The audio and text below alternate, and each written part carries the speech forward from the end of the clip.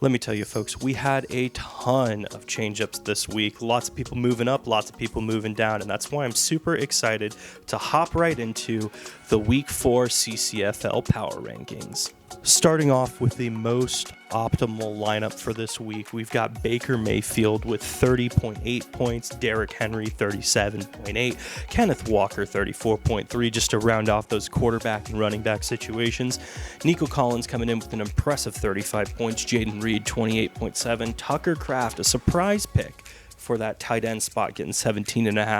DeAndre Swift finally having his good big game, getting 30 points in the flex spot. Evan McPherson with 14.2 points as the kicker. The 49ers defense, Nika's been stashing that, 26.43 points. That way we can total a total of 254.73 points. Here comes our first big shakeup, folks, and unfortunately for me, it means me moving in to the last place spot. Joe Burrow got 16.94 points as the Bengals were able to easily defeat the Panthers this week. DK Metcalf also getting 16.8 points as they tried their hardest to beat the Lions on Monday night. And Ladd McConkey, the real surprise of the week, getting 18 points off of 5 receptions, 67 yards, and a touchdown.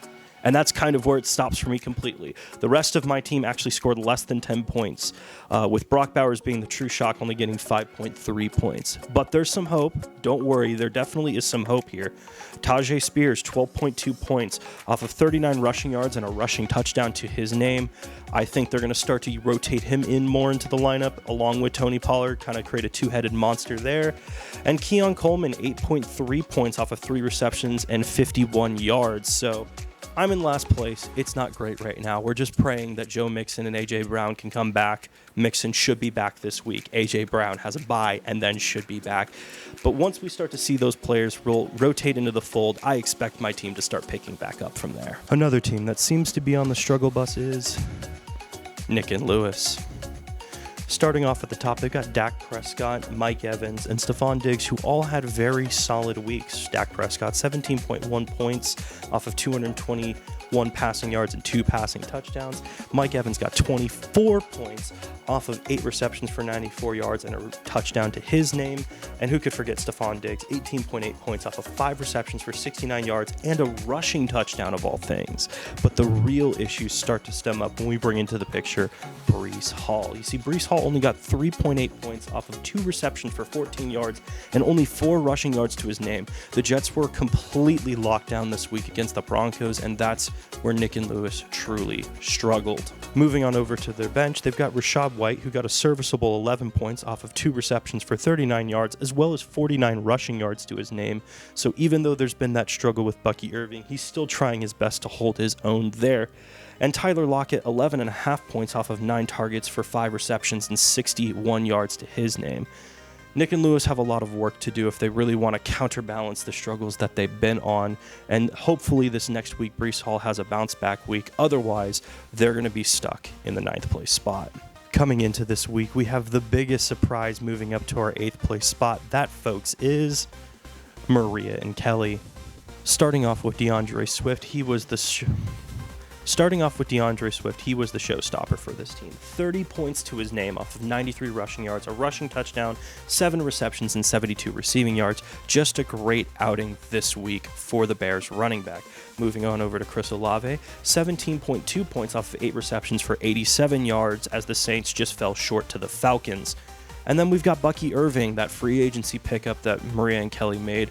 12.8 points to his name off of 49 rushing yards and a rushing touchdown. Some great performances in the lineup. And let's not forget about that bench either. We still got Rashid Shaheed with 16.1 points off of 8 receptions for 83 yards. And Jake Ferguson with 12.1 points, as well as Juwan Jennings, 12.1 points there. Both of them getting some sizable receptions and sizable yardage to their name. There's a lot of flexible options here for Maria and Kelly, and they managed to get their first head-to-head matchup win. They're starting to shock people and turn some heads. Hopefully they can continue this momentum moving into this next week. After a tough loss this week, they're staying locked in at number 7. We have Tyler. So long as you weren't a Redbird player for Tyler, you were having a good week. Tony Pollard, 19.2 points off of 88 rushing yards and a touchdown. Terry McLaurin, 18.6 off of 7 receptions for 52 yards and a touchdown. Jalen Hurts, 17.16, 158 passing yards, 2 total touchdowns. He did get that fumble, which put him at 17.16. Marvin Harrison Jr. is probably the only Redbird that did well this week. He had 15.8 off of 5 receptions for 45 yards and his signature touchdown. But the real issue right here, Kyle Pitts, that tight end, 0 points to his name, 3 targets, 0 receptions. That's a really big problem in the tight end spot for Tyler there. Looking over at his bench, he had 15.9 points from Jerome Ford off of 7 receptions for 27 yards, as well as 58 rushing yards to his name. And even T. Higgins got some production done with 12.5 points off of 6 receptions for 60 receiving yards. So things aren't looking too fantastic for Tyler here in terms of his Redbird stack. We'll have to see if he chooses to make some adjustments with this week with the hopes of trying to push forward to make a playoff spot. Moving just outside the top 5 this week, we have Warren. Despite Warren's rather ugly win this week, he did have some pretty solid performances across the board. CJ Stroud with 25.5 points off of 345 passing yards, holy shit, and 2 passing touchdowns to his name. Who could forget Amon-Ra St. Brown, 21.02 points to his name off of 6 receptions for 45 yards and a touchdown. Who could also forget that passing touchdown that he threw to Jared Goff? That thing was a dime. Deontay Johnson, 21.7 points to his name off of 7 receptions for 83 yards and a touchdown. And the lucky James Conner, the key soul of the Redbird team, 104 rushing yards and a rushing touchdown to his name to just round off that key players to his starting lineup. Looking on over at his bench, he's got Jackson Smith and Jigba with 13.4 points off of 8 receptions for 51 yards. Cortland Sutton got 15.3 points off of 3 receptions for 60 yards and a touchdown. And Josh Jacobs, 12 points off of 51 rushing yards, as well as 4 receptions for 27 yards. There's a lot of opportunity on this bench and in this lineup for Warren to really just kind of plug and play until he finds the right kind of consistency for him. And once he finds that consistency, I expect to see him move back up into the top 5. Making his way up into the top 5, we have Tristan. Tristan, being one of the top scorers this week, had an unbelievable performance from practically speaking everyone. We'll start with Kenneth Walker getting 34.3 points off of 3 rushing touchdowns, 89 rushing yards, as well as a lovely 4 receptions for 36 receiving yards. Who could also forget Nico Collins getting 35 points? He had 12 receptions, 151 yards, and a touchdown to his name. Chuba Hubbard, the real surprise here, 23.8 points off of 104 rushing yards, a rushing touchdown, as well as 17 receiving yards to his name. Just a great week for him. Jamar Chase putting up a respectable 17.8 off of 3 receptions for 85 receiving yards and a touchdown. And Tucker Kraft, who I believe is the star of the show here, he was the number 1 tight end this week with 17.5 points off of 6 receptions for 53 receiving yards and a touchdown for the Packers. Moving on over to that bench, Brian Thomas Jr., an impressive 22.5 points off of 6 receptions, 86 receiving yards, and a touchdown.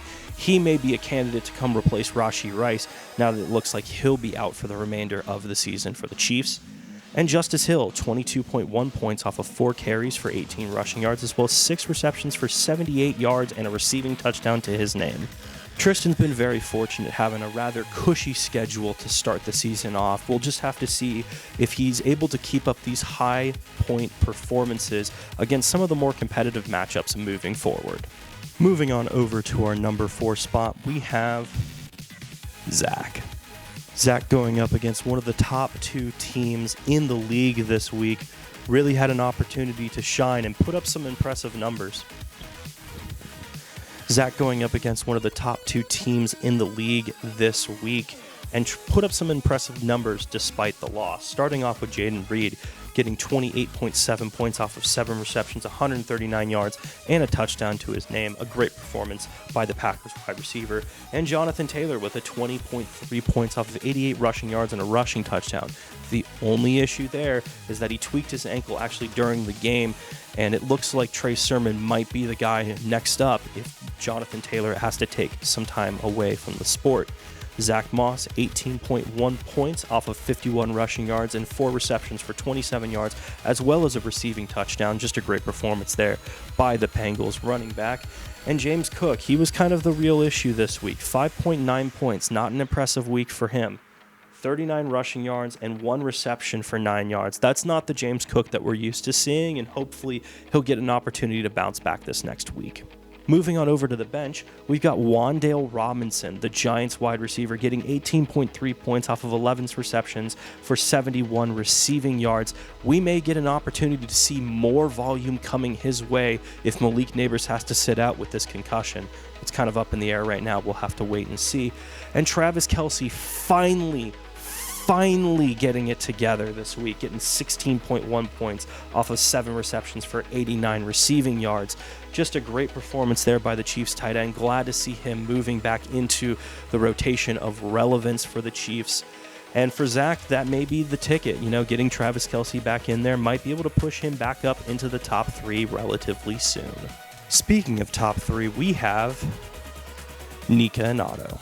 Nika Otto started off with an absolute monster performance by Derrick Henry this week. 199 rushing yards, a rushing touchdown, 3 receptions for 10 yards, and a receiving touchdown to his name to garner 37.8 points. Just a monster week by the Ravens running back there. Jordan Mason coming into the picture once again with 25.6 points off of 123 rushing yards, 1 rushing touchdown, as well as 2 receptions for 37 yards. Really taking the charge now that CMC has been out for quite a bit of time now. And who could forget Brian Robinson Jr., 21.9 points off of 101 rushing yards, 1 rushing touchdown, as well as 3 receptions for 12 yards. Just an incredible performance by the running backs this week for Nika Otto. Moving on over to that bench, we've got Christian Kirk, 19.5 points. The first real big performance that we've seen out of Christian Kirk this week. 7 receptions for 61 yards and a touchdown. Just the piece that I think the Jaguars are going to need moving forward. And also Michael Pittman, 18.8 points to his name, 6 receptions for 113 yards. It's nice to see him get back into the mix, especially now that Joe Flacco is under center. There may be some more opportunities for Pittman to really kind of grow from there. And Jameson Williams, 16.2 yards off of 2 receptions for 80 yards and a touchdown to his name. And that kind of rounds out this full team that was able to pull off the craziest upset this week, beating out the top team in Saira. Staying locked in at number 2, we have JP. Honestly, what's there not to love about JP's team? We're talking 24.88 points from Jaden Daniels off of 233 passing yards, a passing touchdown. But who could forget Jaden Daniels can run as well. 47 rushing yards and a rushing touchdown to his name to start things off. Additionally, all 3 of his running backs just got around 20 points. Alvin Kamara getting 25.8 points as he was trying to win that game for the Saints this week. Couldn't get there. Aaron Jones, 18.6 points, just shy of that 20-point marker. And Jahmyr Gibbs right on the nose at 20.3 points. Then there's Justin Jefferson, 20.9 points off of 6 receptions for 85 yards and a touchdown. Those Vikings are rolling, and JP has been taking complete advantage of it. Moving on over to his bench, he's got Xavier Worthy with 16.6 points off of 3 receptions for 73 yards and a touchdown, and a lot more opportunities might be coming his way now that Rashee Rice might be done for the season. And who could forget my personal favorite, Rico Dowdle, 13.5 points off of 46 rushing yards and 1 reception for 15 yards, as well as a touchdown. We love to see that from the Cowboys running back.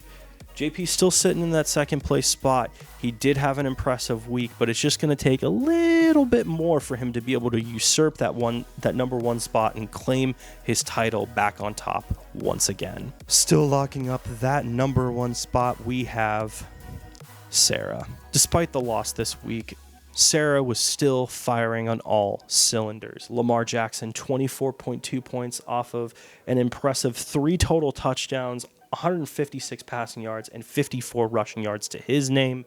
Kyren Williams also doing it all for the Rams, 21 points off of 94 rushing yards, a rushing touchdown, as well as 4 receptions for 10 receiving yards. Just an impressive week for the Rams running back there. Malik Neighbors, the star of Sarah's team, 24.6 points off of 12 receptions for 115 yards. Now, this is where I get a little bit of concern. He did sustain a concussion this week. That might become a problem later down the road, as we've seen, with some people here, that concussions can actually be a legitimately big deal. CeeDee Lamb, 17.8 points in that same game, getting 7 receptions for 98 yards and a touchdown to round out just an impressive lineup by Saira this week, despite falling ever so short. Moving on over to that bench, Jordan Love with an impressive 30.2 points off of 389 passing yards, 4 total touchdowns, and 3 interceptions, which really kind of kept that number from spiking up even more. Just an impressive performance by the Packers quarterback in the loss against the Vikings. And Jordan Addison, speaking of those Vikings, 23.2 points off of 3 receptions for 72 yards and a touchdown, as well as 1 carry for 7 yards and a rushing touchdown to his name. What a wild performance there by Addison. As a whole, Sarah's going to have a lot of options here as she wants to try to continue to protect that number 1 spot moving forward. She's going to have to make some moves. Maybe seeing Jordan Love pop into the starting lineup could be a potential opportunity for her if she wants to continue to win each and every week. And so to round off these Week 4 Power Rankings, we have Saira still at the top with JP following right behind. Nika and Otto have moved back up into that top 3. And who could forget Zach just moving down just 1 spot after a very tough loss to JP this week. Tristan making his way into the top 5, as well as Warren dropping down after a very rough and ugly win this week over Tyler. Tyler staying exactly where he's at number 7. And surprise of the week, Maria and Kelly moving themselves up into the 8th place spot. Nick and Lewis dropping down into the 9th place spot, and myself taking up the rear this week in the 10th place position. And that's going to do it for the Week 4 Power Rankings. If you enjoyed this video, make sure to give it a thumbs up, and if you haven't already, hit that subscribe button and turn on the post notification bell to join the Bridge Gang. Comment down below what you thought of these rankings, if you thought a team should be higher or lower, and thank you guys so much for watching. I will see you all next time. Bye!